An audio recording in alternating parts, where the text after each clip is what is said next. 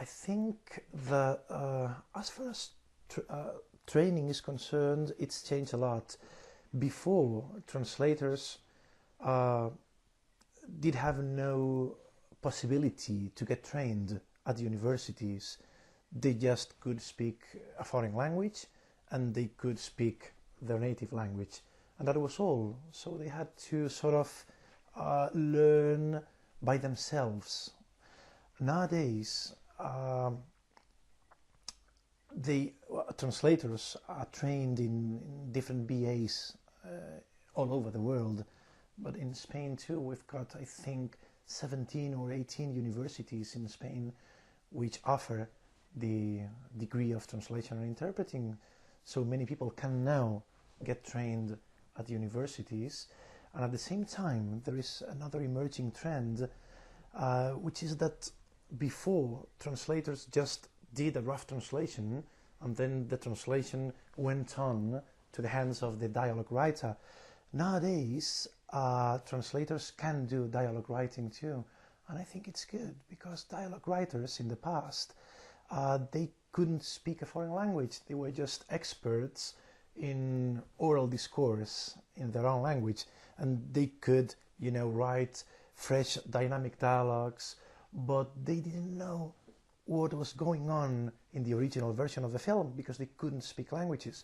Nowadays, translators can also do the dialogue writing, can get these skills. They are trained as well at the university, at some universities, and I think it's better, and the final product gets better, because if they change the translation because it doesn't fit or whatever, they know what they are doing because they know what the original actor is speaking in the original version of the film. So that's something different, and maybe more anecdotal is the thing that before, titles, the film titles, were all translated, at least in Spain, but it were translated in Germany as well, and clients, TV channels or cinema houses wanted new catchy titles in their native language.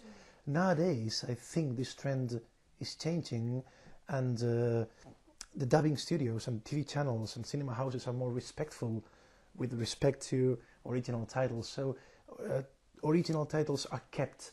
Sometimes you can get a subtitle in your own language just to know what the film is about. But I could say that in these last 10 years, we tend to keep the original title of the film, something that wasn't done in the past, because, dubbing studios, even TV channels wanted new catchy titles in order to attract people to the cinema house, because sometimes the literal translation of the title says nothing at all to the target audience. So that's why in the past titles were changed, and that's been changing these days, I think.